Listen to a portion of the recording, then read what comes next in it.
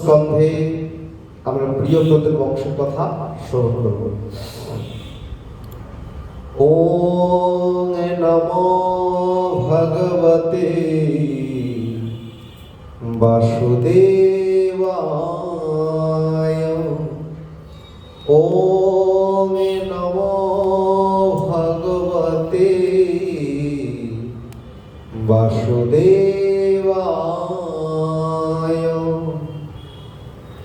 তো বললেন পুত্রেণ ব্রতরাজ্ঞাং পৃথিবী সমভাগকে রঘুনাং নিপতিস্য ঋষভস্ত নমো নমো। তারপর আমার প্রিয়ব্রতের বংশের কথা আশরণ করব। তো সৌনকাদি মুনিগণের সম্মুখে শ্রুতমুনি বললেন, হে ব্রাহ্মণগণ, শ্রী সুখদেব গোস্বামীপাদের মুখনিষ্ঠ বাক্য শ্রবণ করিয়া মহারাজ পরীক্ষিত প্রশ্ন করলেন সুখদেব গোস্বামীকে, যে মুনিবর বললেন, যেই গৃহের আসক্তি হেতু জীবের কর্মবন্ধন হয় এবং আপনার স্বরূপ বিস্মৃত হয়, তো বললেন পরম ভাগবত এবং আত্মরাম হয়েও প্রিয়ব্রত কেন তিনি গৃহস্থ আশ্রমে তিনি প্রবেশ করলেন, তিনি আসক্ত হলেন, তা আমরা সেই কথাই শ্রবণ করতে চাই। তো বলছে সুখদেব গোস্বামীপাদ বললেন, হে রাজন, শ্রী নারদের চরম সেবায় যখন প্রিয়ব্রত পরম তত্ত্ব অবগত হলেন এবং নারদ ঋষির কৃপায় আজকে প্রিয়ব্রত মহারাজ তিনি যখন ভগবানকে পাওয়ার জন্য ধ্যান যোগে তিনি সংকল্প করছিলেন, তখন তার পিতা মনু তিনি আজকে প্রিয়ব্রতকে উপদেশ করেছেন যে তুমি পৃথিবী পালন করো। তো বলছেন, যদিও বৃত্তিবাক্য প্রত্যাখ্যান করা উচিত নয়, তথাপি তাহার ইন্দ্রিয় সবসময় শ্রী ভগবানে নিযুক্ত থাকায় তিনি পিতৃবাক্য রক্ষা করতে সমর্থ হন নাই। কেন? যে ব্যক্তি আগেই জেনে গেছে সংসার শুরুর আগে যে ভজনটাই হলো মনুষ্য জীবের একমাত্র পথ, তো সে কখনো বিষয় কখনো নিজেকে ডুবিয়ে রাখেন না। কিন্তু ব্রহ্মা প্রিয়ব্রতকে গৃহস্থাশ্রমে নিযুক্ত করবার জন্য কি করলেন? বলেন, প্রিয়ব্রতের তপস্যা স্থান গন্ধমাদন পর্বতে উপনীত হইলে বললেন দেবর্ষিপাদ নারদ মনু এবং প্রিয়ব্রত সহ গাত্রোত্থান করিয়া কৃতাঞ্জলি মুখে স্তব করলেন। তখন ব্রহ্মা প্রিয়ব্রতকে বললেন, হে বৎস, আমি ব্রহ্মা রুদ্র তোমার পিতা মনুকেও আমি সৃষ্টি করেছি। সাক্ষাৎ ব্রহ্মা বলছেন। তো সকলেই কিন্তু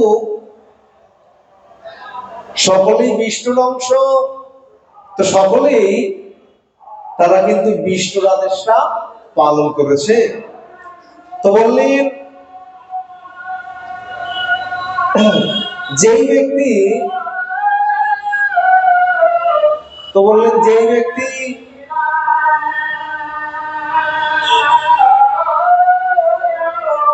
নিতাই গৌর হরি বল হরি বল, এই পরিক্রমা দেখলেই মনে হয় যেন দোলযাত্রা কি পুরোটা মাথা পর পৌঁছে যায়। তাতে কি বলছে? আজকে ব্রহ্মা বলছে, আজকে ব্রহ্মা একটা সুন্দর কথা বললেন। তো ব্রহ্মা আজকে প্রিয়ব্রতকে বলছেন, যে ব্যক্তি ইন্দ্রিয়কে সংযমন করতে পারে নাই, তো বলেন তিনি যেখানেই পালিয়ে যান না কেন সংসারের ভয়ে, কিন্তু তিনি সেখানে গিয়েও তিনি মায়াকে জয় করতে পারবেন, তাই না? কত কত মানুষ তারা গৃহস্থ ছিল, গৃহস্থ আশ্রমে থেকে তারা বিভিন্ন রকম যাতনা পেয়ে তারা জ্বালাতে চলে গেছে, কিন্তু সংযমনটা ঠিক মতন নাই। তারপরে ওখানে গিয়েও তারা কিন্তু যেই জন্য গেছেন পারেন নাই। আজকে ব্রহ্মা সেই কথাই বললো যে তারা যদি সঙ্গ ভয়ে বন থেকে বনে গমন করে, তারপরেও তাদের সংসার ভয় কখনো দূরটা হয়ে যাবে। ওখানে গিয়ে কি হবে? ওখানে গিয়েও সেই পদের পেছনে ছুটাছুটি করবে, যেটা হচ্ছে জগতে। সকলেই ভালো উদ্দেশ্য নিয়ে যাওয়া হচ্ছে, তারপরে দেখা যাচ্ছে সেখানেও গন্ডগোল, আস্তে আস্তে ভাগ হতে শুরু হয়ে গেল। তো সেই জন্য বললেন, যার ইন্দ্রিয় সংযম নেই তিনি সবার ভয়ে যদি বনেও পালিয়ে যায়, সেখানে গিয়েও তার কোনো শান্তি নেই। তো বলছেন এর একটাই কারণ, তিনি যেখানেই যান না কেন, বলে বাড়িটাকে ফেলে যেতে পারে কিন্তু তার পঞ্চ ইন্দ্রিয়টাকে তো দেহের মধ্যে করেই নিয়ে গেল। নিতাই গৌর হরি বল। তো ব্রহ্মা বলছেন তিনি যেখানেই যাক না কেন তার পঞ্চ ইন্দ্রিয় তার সঙ্গে সঙ্গে যাবে। তো সেই জন্য সবার আগে ঘর থেকে পালানোর আগে বললেন ঘরটা ছাড়তে হবে না, আগে আমাদের যে নিজের যে খারাপ যে দোষগুলো আছে, তো ব্রহ্মা বললেন সবার আগে সেগুলোকে ত্যাগ করতে হবে। যদি না ত্যাগ হয় তার পক্ষে বন এবং গৃহ বললেন দুটোই সমান। তেমন সময় ব্রহ্মা প্রিয়ব্রতকে বলছেন তের চাইতে ভালো হবে তুমি গৃহস্থ আশ্রমে থাকো। কেন? তো ব্রহ্মা বলছেন এই প্রিয়ব্রত, আমি যতটুকু জানি তুমি গৃহস্থ আশ্রমে থাকলে তোমাকে তোমার পঞ্চেন্দ্রিয় কোনো ক্ষতি করতে পারবে না। কেন না, তুমি সবসময় তোমার স্বরিপুকে তো তুমি তো এই ভগবত জন্মের সমর্পণ করেই রেখেছো, তাই তোমার পক্ষে সংসার করলেও তোমার চিত্তটা কখনো ওই চরণ থেকে সরবে না। এর চাইতে ভালো হবে তুমি তোমার রিপুগণকে তুমি অবশ্যই জয় করেছো, তুমি গৃহে থাকো বা বনে থাকো না, তাতে তোমার কোনো সমস্যা নাই। তেমন সময় শুক্তি গোস্বাইপাদ বললেন, মা ভাগবত প্রিয়ব্রত তিনি চিন্তন করলেন যে ব্রহ্মা যখন আমাকে আদেশ করেছেন তাহলে পিতামহ ব্রহ্মার কথা আমার পালন করাটা কর্তব্য। তো তিনি কি করলেন? তো তিনি আজকে ব্রহ্মার আজ্ঞা পালন করলেন। তো প্রিয়ব্রতকে আজকে ব্রহ্মার আজ্ঞা পালন করতে দেখে স্বয়ংভব মনু খুব খুশি হলেন এবং তিনি ভক্তি করে ব্রহ্মার পূজা করলেন। কেন না, পিতামহ ব্রহ্মা আপনি যদি প্রিয়ব্রতকে না বোঝাতেন তাহলে আমার এই সুন্দর সংসারটা থাকতো না। তো বললেন তারপর প্রিয়ব্রত যদিও ইচ্ছা নেই, তারপরে প্রিয়ব্রত ব্রহ্মার আজ্ঞায় তিনি কি করলেন? তিনি পৃথিবীকে পালন করেছেন। তো তিনি এবার তার পিতার ইচ্ছায় তিনি বিবাহ করলেন। কাকে বিবাহ করলেন? বিশ্বকর্মার কন্যা বহিষ্পতিকে তিনি বিবাহ করেছেন। তো তার পত্নীর গর্ভে নিজ গুণাদি সমন্বিত কতজন পুত্র? 10 জন পুত্র এবং সর্বকনিষ্ঠ ঊর্জসতী নামে এক কন্যা উৎপাদন হলেন। তো বললেন এইভাবে প্রিয়ব্রতের এই 10 জন পুত্র, তিহাদিগের মধ্যে কবি, মহাবীর, সবল, বাল্যকালেই তারা আত্মজ্ঞান লাভ করলেন। তো বাল্যকালে আত্মজ্ঞান লাভ করার পরে তারা এই পুত্রগণ তারা ভগবানের চরণ কমল দর্শন করলেন। তো বললেন প্রিয়ব্রতের অন্য ভাগ্যাতি উত্তম, তামস, শৈবত নামক 3 জন মনু জন্মগ্রহণ করলেন। তো ক্রমান্বয়ে মন্বন্তরে যারা হলেন, তো মহারাজ প্রিয়ব্রত আপন পৌরস এবং বাহুবলের দ্বারা তিনি সর্বদাই তিনি সমস্ত শত্রুগণকে পরাজিত করতেন। তো তিনি রাত্রিকে একবার চিন্তন করলেন যে তিনি রাতটাকেও তিনি দিন করবেন, তার ইচ্ছা হয়েছে। তেমন সময় তিনি কি করলেন? তো বললেন রাত্রিকে দিন করবার মানুষে তিনি সূর্যের উদয়াচলে এবং আরোহণকালে এবং স্বয়ং অস্তাচলে আরোহণ করিয়া তিনি ক্রমান্বয়ে পৃথিবীকে কি করলেন না, তিনি সপ্তবার মেরু প্রদক্ষিণ করেছেন। তারপর ব্রহ্মা তাহাকে সেই কর্ম হইতে যেটা হয় না সেটা যেন না করে, সেই জন্য আজকে পিতামহ ব্রহ্মা আজকে প্রিয়ব্রতের কাছে আসলেন এবং তাকে উপদেশ করলেন। কি করলেন? তাকে সেই কর্ম থেকে নিবৃত্ত করলেন। তো বললেন এবার প্রিয়ব্রত যে রথের যে চক্রাভাগ সেটা কি করলেন? সেটা যখন পৃথিবীতে ফেললেন, সেখান থেকে 7টা গর্তের সৃষ্টি হয়েছে। তাহা পৃথিবীতে কি নামে পরিচিত? আমরা প্রত্যেকেই বলি 7 সমুদ্র। তো সেই 7টা সমুদ্র ওই প্রিয়ব্রতের রথের চাকা থেকে যখন ছুঁড়ে মেরেছিলেন পৃথিবীর উপরে, তো সেখান থেকে যে 7টা গর্তের সৃষ্টি হলো, তো সেটাই পৃথিবীতে সপ্ত সমুদ্র নামে জগতে খ্যাত। এই সপ্ত সমুদ্র পৃথিবীর 7টি দ্বীপ নির্মিত। কোন কোন দ্বীপ? জম্বুদ্বীপ, পর্কদ্বীপ, শালমলী, কুশক, ক্রঞ্চ, সাপ এবং পুষ্কর। আজকে এই 7টা দ্বীপের সৃষ্টি হলো। বললেন এই 7টি দ্বীপ পরিখাত 7টি সমুদ্র নামে চারিদিকে আজকে পৃথিবীতে ব্যপ্ত রয়েছে। তো বললেন সেগুলো হলো লবণ, ইক্ষু, ঘৃত, দুগ্ধ, দধি, সুরা এবং জল। তো প্রিয়ব্রত জম্বু প্রভৃতি 7টি দ্বীপের এক এক দিকে কি করলেন? বললেন অগৃত প্রভৃতি 7জন পুত্রের নামে তিনি এক একটা দিককে তিনি সেগুলোর নামকরণ করেছেন, অভিষিক্ত করেছেন।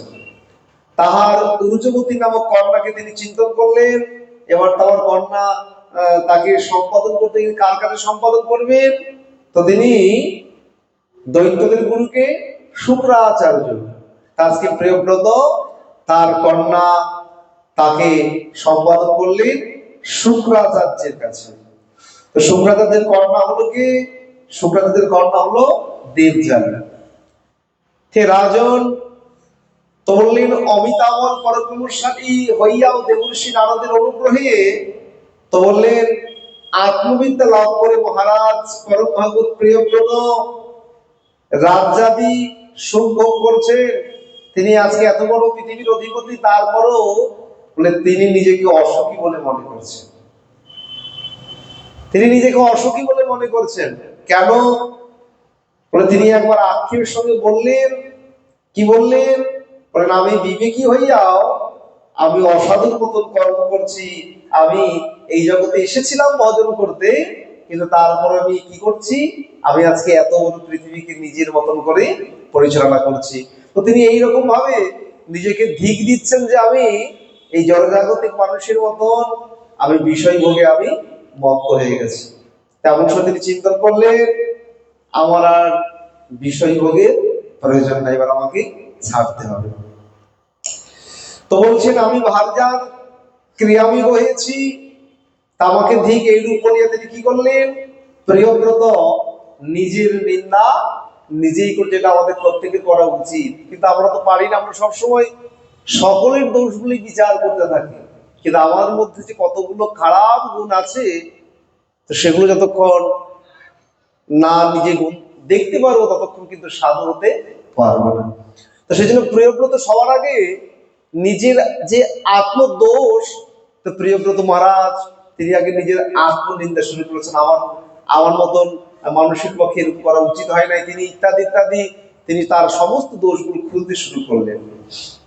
তো তখন তিনি কি করলেন?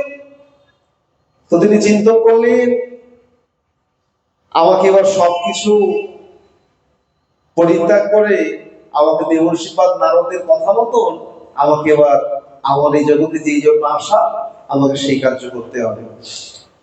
তা আজকে তিনি দেবর্ষিপাদ নারদের কাছে গেলেন। তো দেবর্ষিপাদ নারদের উপদেশে কি করলেন? তিনি এবার উচ্চ মার্গ তিনি অনুসরণ করেছেন। তো সুখদেব গোস্বাইপাদ বললেন তো প্রিয়ব্রতের পুত্র ধার্মিক অমৃত পুত্রবৎ প্রজা পালন করলেন, কিন্তু আপন অভিজাত পুত্র না থাকায় তিনি চিন্তন করলেন আমার পিতা আমাকে রাজ্য পরিচালনা করতে দিয়েছেন, তা আমি যদি অপুত্র থাকি তাহলে এর পরবর্তী সময় এই রাজ্যটা কে পরিচালনা করবে? তো তখন তিনি এই চিন্তন করায় তিনি পুত্রকামী হয়ে কোথায় গেলেন? তিনি মন্দরাচলে গেলেন। সেখানে গিয়ে তিনি পিতামহ ব্রহ্মার ধ্যান শুরু করেছেন। তখন ব্রহ্মা অগ্নিধর অভিপ্রায় অবগত হয়ে তিনি কি করলেন? বললেন পূর্বচিতি নামক একজন অপ্সরাকে আজকে প্রিয়ব্রতের পুত্রের কাছে ব্রহ্মা পাঠিয়ে দিয়েছেন। তো বললেন পূর্বচিতি সেখানে নৃত্যের সহিত কি করলেন? মধুর সঙ্গীত পরিবেশন করলেন, যার ফলে কি হলো? বলে আজকে প্রিয়ব্রতের পুত্রের ধ্যানটা ভেঙে গেল। তো বলছেন তেমন সময় কি করলেন? আজকে যখন তার ধ্যান ভেঙে গেল এমন সময় তিনি কামসরে জর্জরিত হয়ে ব্রহ্মার প্রেরিত সেই অপ্সরাকে তিনি কি করলেন? তিনি বিবাহ করবার জন্য তিনি অভিপ্রায় প্রকাশ করেছেন। তো বললেন তখন তার বহু প্রশংসা করলেন, তাকে বিবাহ করবার জন্য বাসনা করলেন। বলে সেই পূর্বচিতি অনন্তর জম্বুদ্বীপ অধিপতি অগ্নিদের বুদ্ধিশীল রূপ বিদ্যা বয়স সৌন্দর্যে মোহিত হইয়া অযুত বর্ষব্যাপী তাহার সহিত ভৌম এবং স্বর্গীয় সুখ লাভ করেছেন। তো তখন তিনি পূর্বচিতির গর্ভে কতজন বললেন 9টি পুত্র উৎপাদন করেছেন। তো বললেন অগ্নির জম্বুদ্বীপকে 9টি ভাগে ভাগ করেছেন। পুত্রগণের নামে তিনি যে 9টি ভাগ করলেন, এক একটি ভাগে এক একজন পুত্রের নামে তিনি অভিষিক্ত করে দিয়েছেন। তো বললেন পুত্রগণ সেই সমস্ত বর্ষের অধিপতি হয়ে আজকে পৃথিবী পালন করছেন। তো অগ্নির পুত্রগণকে পরিত্যাগ করে তিনিও ব্রহ্মলোকে গমন করলেন। তো তারপরে নাভি প্রকৃতি 9 ভাতা যথাক্রমে মেরুদেবী, প্রতিরূপা, উপদ্রষ্ট, লতা, রম্মা, শ্যামা, নারী, ভদ্রা এবং দৈত্য বীতি নামে 9 জন মেরুকন্যা তারা পানি গ্রহণ করেছেন। তো বলছেন অগ্নিদের জ্যেষ্ঠ পুত্র নাভি তাহার পত্নী মেরুদেবীর সহিত পুত্র কামনায় যজ্ঞ অনুষ্ঠান করলেন, যজ্ঞ পুরুষের অর্চনা করলেন। তো যজ্ঞাদির দ্বারা যদিও ভগবান দুর্লভ, তথাপি ভক্তবৎসল হেতু তিনি নিজ ভক্তের অভিলাষ পূর্ণ করবার জন্য আজকে সেই মনোমুগ্ধকর রূপে তিনি আজকে সেই যজ্ঞস্থলে বলেন নাভির সম্মুখে উপস্থিত হয়েছেন। তেমন সময় নাভি নানাবিধ পূজা দ্রব্য দ্বারা ভক্তিভাবে সেই পরম পুরুষের পূজা অর্চনা করেছেন। তো সেই যজ্ঞের ঋত্বিকগণ তখন ভগবানকে দর্শন করে বহু স্তবস্তুতি করেছেন। তো অনন্ত রাজর্ষি নাভি আপনার সাদৃশ আমার পুত্র হোক এই রূপ বলিয়া বর প্রার্থনা করেছেন ভগবানের নিকটে, যদি দিতেই হয় আপনার মতন কোন পুত্র দিন।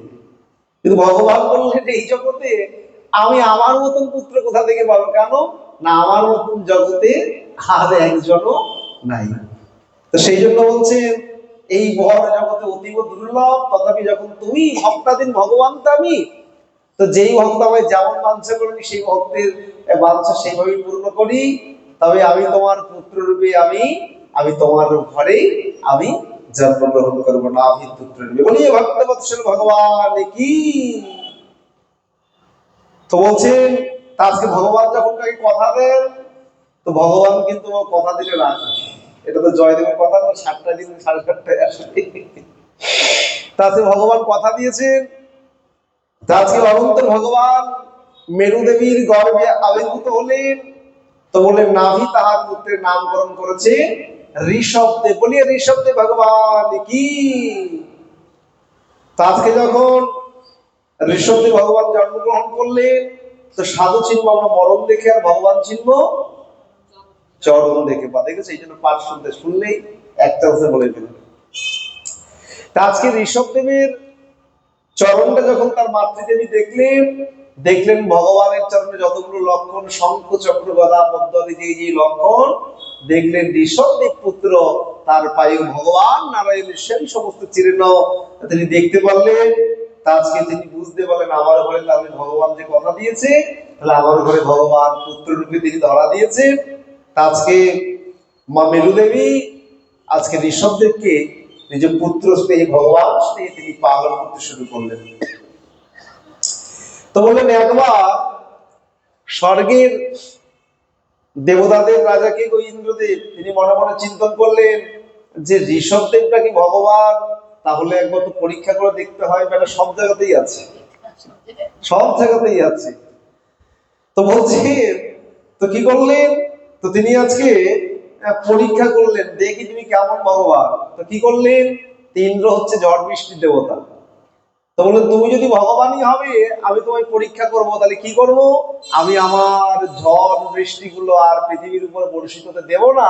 দেখি তুমি কেমন ভগবান, যদি ভগবান হও তাহলে তুমি তোমার ক্ষমতা দেখাও। তো এমন সময়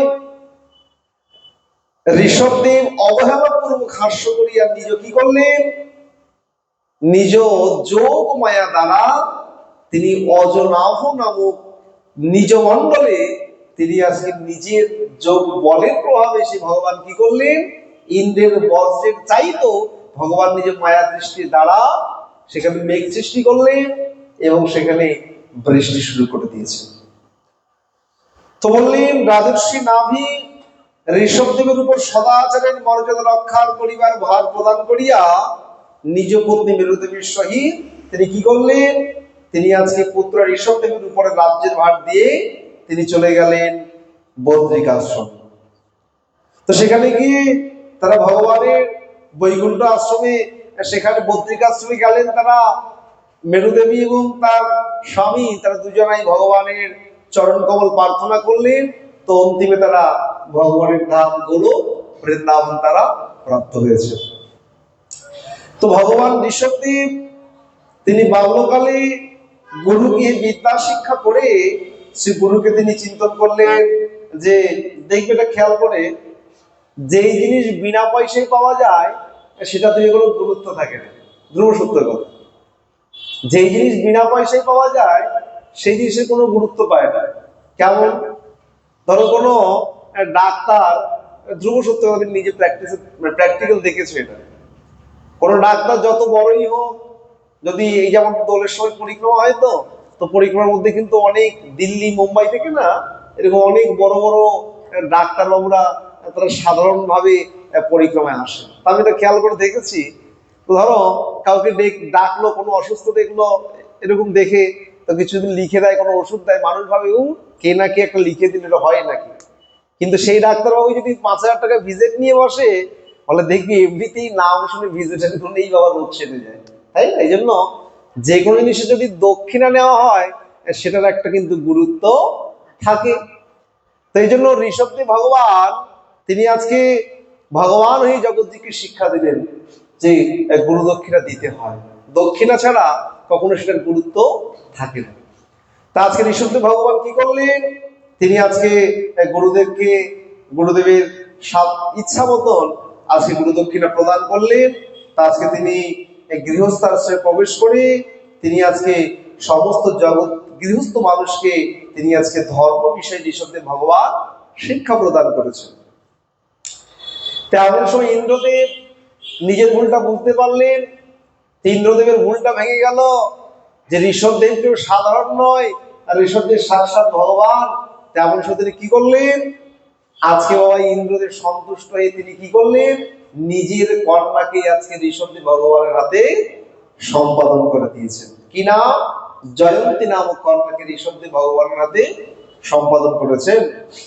তো ঋষভদেব জয়ন্তীর গর্ভে শত পুত্র জন্মগ্রহণ করেছেন।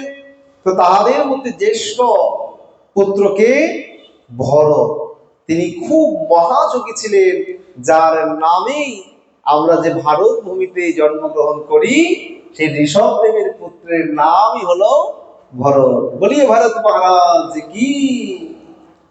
তো ভরতের পরে ঋষভদেবের যে 9 জন পুত্র হলো তাদের নাম হলো কুর্ষাবর্ত, ইলাবৃত্ত, ব্রহ্মাবর্ত, মলয়, কেতু, ভদ্রসেন, ইন্দ্রস্মিক, বিদর্ভ ও কীটক। তো বলেন উক্ত এই 9 পুত্রের পরবর্তী আরো 9 পুত্রের নাম হলো কবি, হরি, অন্তরিক্ষ, প্রফুল্ল, পিপলায়ন, অভিহদ্র, দ্রমিল, চমস, করভজন। এই 9 জন ছিলেন মহাভাগবত এবং ধর্মের প্রচারক।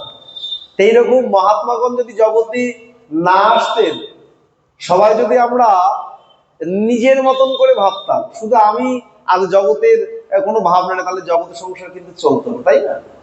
যদি আমার সচিমা যদি মহাপ্রভুকে জগতের জন্য না দিত, তাহলে যে সারা পৃথিবীর মানুষ কি এইরকম 9 দিন পরিক্রমা আসতে পারতো বলতো? কোনোদিন পারতো না।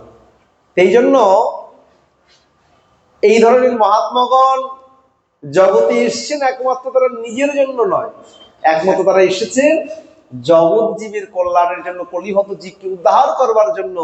এই ধরনের মহাত্মাগণ তাদের নিজের জীবনকে তারা মহাপ্রভুর চরণে সমর্পণ করে তারা আজকে জগৎময় মহাপ্রভুর এই অমৃত বাণী তারা প্রচার করছে। তো বলেন এই 9 জন মহাভাগবত এবং ভাগবত ধর্মের প্রচার করছেন প্রবর্তক। তো তাহাদিগের কনিষ্ঠ জয়ন্তীর গর্ভজাত অপর 81 সংখ্যক পুত্র পিতা ঋষভদেবের আজ্ঞা পালক এবং অতি বিনীত বৈদিক জ্ঞান যোগ্য, এবং তারা প্রত্যেকেই ছিলেন ব্রহ্মনিষ্ঠ। তো বললেন যদ যথাচরিত শ্রেষ্ঠস্ত দেবতা তারা জন সহজত প্রমাণ করতে লোকস্তদনুবর্তন্তে। তো বললেন শ্রেষ্ঠ ব্যক্তি করে যাহা সর্বসাধারণ তাহা অকাতরে করে পালন, তাহারও প্রামাণ্য কর্ম পালিবারে সেই ধর্ম সকলেই করহে গ্রহণ। তো বৈষ্ণব মানুষ সুখদেব গোস্বামী পাদ বলছেন যে এই জগতের শুদ্ধ মহাত্মাগণ যেই পথ অবলম্বন করে ভজন করেছেন তা আমাদের মতন সাধারণ জীবের কর্তব্য। মহাজনগণ যেই পথ ধরে তারা ভগবানের চরণ লাভ করেছেন তা আমাদের উচিত সেই মহাজনদের দেখানো পথ ধরেই আমাদের ভজন জগতে এগিয়ে যাওয়া। তো বলছেন এই মহারাজ পরীক্ষিত যেই ব্যক্তি যেই কর্মের অনুষ্ঠান করে, তো বললেন সেই সেই কার্যের অনুগামী হয়ে থাকে।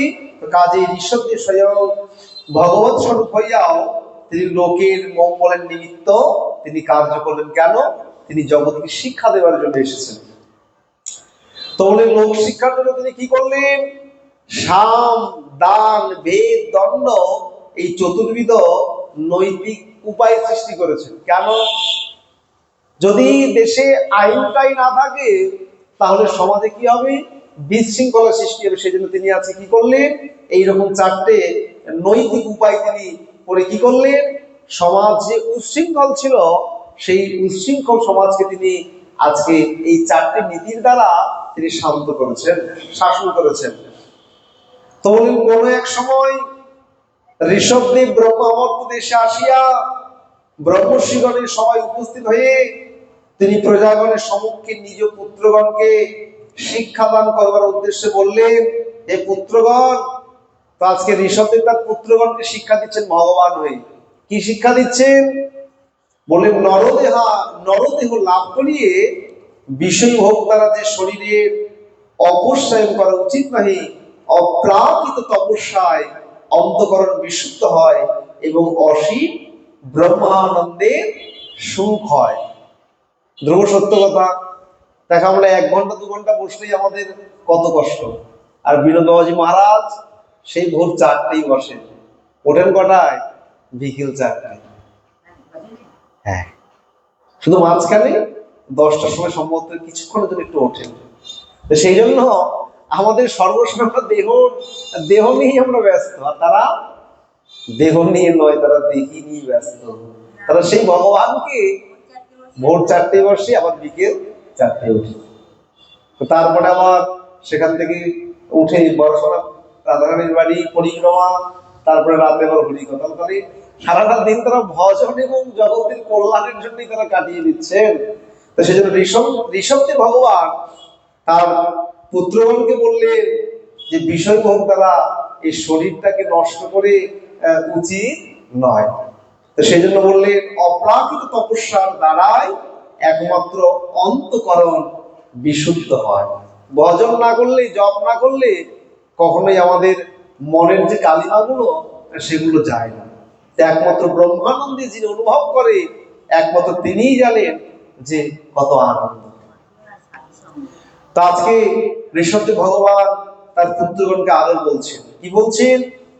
সংসার সাগর পারে হইতে বাসনা যারে, আগ্রহী উৎসাহী ধৈর্যবান, আর সপ্ত গুণধারী অন্তরেতে ভক্তি ধরি, সর্বাত্মায় আমাকে করি জ্ঞান, মদগত চিত্ত ধরি সর্বলোভ ত্যাগ করি, সুখ দুঃখ দিতে সহিষ্ণুতা, হোক জন্ম যেই জনিতে সর্বত্রই দুঃখ চিতে, এই অনুভবের চিত্ততা, সদাই আমার ওই তরে কর্ম অনুষ্ঠান করে, অন্তরেতে তত্ত্বের জিজ্ঞাসা, শ্রদ্ধা সাধু গণপতি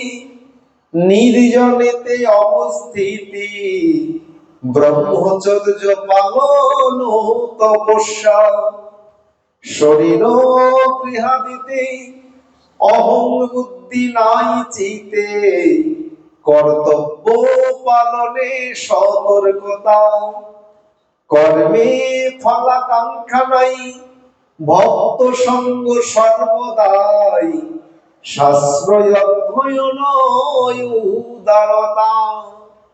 তো ঋষভদেব ভগবান তার পুত্রগণকে শুধু তো বলে নাই, আমাদের মতন কলিহত জীবকেও এর উদ্দেশ্য করে ঋষভদেব ভগবান বলছেন যে এই জগতে যিনি সংসার সাগর থেকে পার হতে চান, এই বাসনা যার মধ্যে হয়েছে, তো বলছেন তাকে সবার আগে কি হতে হবে? ধৈর্যবান হতে হবে। সবার আগে তাকে ধৈর্যশীল হতে হবে। তো বলছেন আর সত্য গুণধরি, অন্তরেতে ভক্তি ধরি, বলে সর্বাত্মা আমাকে করি জ্ঞান। তো বলছেন ভগবানকে উপলব্ধি করার যে অনুভব থাকে সেটা ভাবতে হবে। মদগত চিত্ত ধরি, সর্বলোভ ত্যাগ করি, সুখ দুঃখে সহিষ্ণুতা। তো বলছেন সুখেও যেমন দুঃখেও যেমন কোনো কিছুতেই জগতের কিছু এসে যায় না। আমি একটু আগে বিনোদ বাবার কথা বলছিলাম না, যে তিনি কুম্ভে যাবেন বলে এত ব্যবস্থা হয়েছে, তিনি যাবেন, তো তিনি কিছুক্ষণ আগে যান নাই, সেরকম যদি না গেলে গালাগালি দেবে না? তো যাবে বলে এত আয়োজন, তাই না? কত ব্যবস্থা, যায়নি না, যান নাই। তো বলছে দিলে দিয়েছে, তাতে কি এসে গেছে? এরকম যদি তারা আমাকে গালি দিচ্ছে কেউ, আমার তো ভেতরটা পুরো জ্বলে পুরো একদম পোড়া পোড়া গন্ধ বেরোবে, তাই না? যদি কেউ একটা গালি দাও, যদি শুনি কানে কি হবে? যতই কথা বলি মনের মধ্যে একটু কষ্ট থাকবে, কিন্তু এটা তো সাধুর লক্ষণ নয়। তো সেই জন্য কি বলছেন? তো বলছেন সুখ এবং দুঃখে সহিষ্ণু থাকবে। সাধু কারো সুখও তিনি বিচলিত হবে না, কে কি বললো তাতেও কোনো বিচলিত নাই। কেন? তিনি একটাই তার চিন্তা, সর্বসিদ্ধি গোবিন্দ চরণ। আমার একটাই বাঞ্ছা, যে আমার কোথায় কি হচ্ছে এটা আমার বাঞ্ছা নয়, আমার একটাই বাঞ্ছা, আমার ওই একটাই মূল লক্ষ্য গোবিন্দ চরণ। তো সেজন্য বলছেন হোক জন্ম যেই জনিতে, সর্বত্রই দুঃখ চিতে। তা আমাদের অনেকের মধ্যে দুঃখ হয় না, যে ও কত ভাগ্যবান, কত বড় লোক বাড়িতে জন্মগ্রহণ করেছে, কত উচ্চ বংশে জন্মগ্রহণ করেছে। তো ঋষভদেব ভগবান কি সুন্দর কথা বললেন ভগবান হয়ে, যে আমাদের ওই দুঃখ আমাদের সর্বদা চিত্তের মধ্যে রাখাটা উচিত নয়, যে কোথায় উচ্চ নিচ, বলে একটাই আমাদের আকাঙ্ক্ষা থাকা উচিত। কি উচিত? তো বলছে আমার ভগবানকে পাওয়া হলো না, কবে আমার ভজন হবে? আমার শুধু এটাই হবে আমার দুঃখ, আমি কতক্ষণে তাকে পাবো? উচ্চ নিচ্চ আমার জাত হলে কি আসে, কিন্তু আমার ভজনটাই হলো আমার আসল। এই আকুলতা যেই জনিতে থাকবো, সেখানে যদি আসে, তাহলে সেই আকুলতাই হলো ভগবত ভজনের উপায়। আর কি বলছে? বলে সদা আমারই তবে কর্ম অনুষ্ঠান করে। বাড়িতে কত অনুষ্ঠান হয়, কিন্তু ভগবান ঋষভদেব বলছে যেই কর্ম করবে তার সেই কর্ম, যে অনুষ্ঠানের মধ্যে সে আমাকে যুক্ত করে, তাই না? কিরকম? এই দেখো ইসকনের ভক্তদের বিয়ে বাড়ি, ইসকন ভক্তদের বিয়ে বাড়ি, বাবা এখন তো কি আর বলবো, লজ্জার কথা। এখন বললে অপরাধ হয়ে যাবে, লাইভ ক্যামেরা চলছে। কত কত বড় বাড়ি পন্ডিতদের বাড়ি বিয়ে হচ্ছে, উল্টো পাল্টা গান চলছে, মালা নাই তিলক নাই। মালা তিলক করে না বিয়ে বাড়িতে বাবা, আজকাল অনেক বড় বড় নাম করা সব বাড়িতে মালা তিলক লজ্জা। কিন্তু দেখবে ওই যে মায়াপুরে দেখবে বিয়ে বাড়িতে ইসকন বিদেশি ভক্তরা বিয়ে বাড়ি চলছে বাবা, বিয়ে বাড়ির মধ্যে সবার কপালে মালা তিলক, আবার সকলে হরি নামে বিয়ে বাড়িতে নাচছে, নাচছে সবাই দেখছো। তো সেই জন্য বলছেন যিনি ভগবানের ভক্ত হবে, তিনি যে অনুষ্ঠান করুক না কেন, সেই অনুষ্ঠানের মধ্যে তিনি গোবিন্দকেই মুখ্য প্রধান হিসাবে যদি কেউ রাখে, তা একমাত্র তার কর্মটাই হবে শ্রেষ্ঠ কর্ম। আর কি বলছি? শ্রদ্ধা সাধুগণ প্রতি সততা নির্জনে অবস্থিতি। সদা সর্বদা নির্জনটাই শ্রেষ্ঠ, কিন্তু আমার তো হয় না। ওই কিছুদিন আগে দুর্গাপুর গেছি না, তোমরা তো প্রত্যেকেই জানো, এত বড় মন্দির মাত্র 2 জন। এত বড় ধরো কেশবজির মতো অত বড় একটা মন্দির, মাত্র 2 জন। আমি বলে আমার দ্বারাই হবে না। কেন? আমি সারাদিন সবার সঙ্গে তাকে কথা বলতে এত ভালোবাসি, ওই সন্ধ্যেবেলা হলে মন্দিরে ভক্ত লাগে, সারাদিন কোনো কারো দেখা নাই, তো হয় না। এটা তো সাধুর লক্ষণ নয়। তো কি বলছে? সদা নির্জন স্থানে বাস করতে হবে। কেন? হইচই চেঁচামেচির মধ্যে ভজন হয় না। হইচই কোলাহলে ভজন হবে না। তাই বলছে সদা সর্বদা নির্জনে অবস্থান করবে। আর সদা কি করবে? ব্রহ্মচর্য পালন। তখন সবসময় ভালো মন্দ সেগুলো নয়, সবসময় প্রাণটা থাকার মতন ঠিক আছে, সবসময় উচ্চ বসন এগুলো ত্যাগ করাটাই শ্রেয় ভজনের পক্ষে। আর বলে শরীর ও গৃহাদিতে অহংবুদ্ধি নাই চিতে, কর্তব্য পালনে সতর্কতা। বলে কর্মের ফল আকাঙ্ক্ষা নাই, ভক্ত সঙ্গ সর্বদাই, শাস্ত্র অধ্যয়ন এবং তার মধ্যে তখন হবে উদারতা। গ্রন্থ শুধু আমরা পড়ে যাই বটে, যদি অনুভব না থাকে তা আমাদের মধ্যে কখনোই উদারতা জিনিসটা কখনোই আসবে না। আজকে আমরা এখানে হরি কথা বিশ্রাম রাখি। আবার হয়তো তোমাদের সঙ্গে আগামী দিন আর হয়তো হবে না, আবার যদি মহাপ্রভুর কৃপা হয়, রাধা বল্লভের কৃপা হয়, আবার দোলের পরে এর মধ্যে পাঠ চলবে। কেউ না কেউ আসবে, তোমাদের চিন্তা নেই। দেখা যায় কালকে ওদের মেজুবাবু করবে। আজকে আমরা এখানেই হরি কথা বিশ্রাম রাখি। সকলে ভালো থেকো, সুস্থ থেকো, আর প্রত্যেকে প্রতিদিন পাঠে এসো।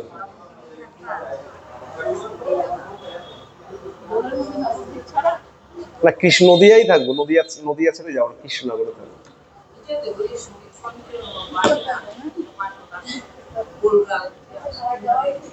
ওনাকে এখন পাওয়া যায়? এখন দোলের সিজন, দেব দোলের পরে পরে আবার পাঠাবো।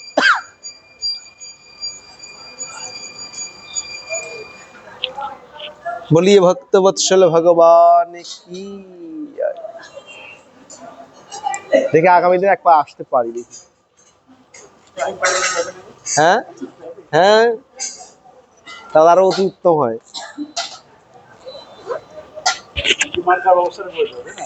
কেন? তুমি এত বড় মন্দিরের প্রেসিডেন্ট, তো তোমার মতো লোকের দরকার আছে। এই লাইভ ক্যামেরাই বলছি।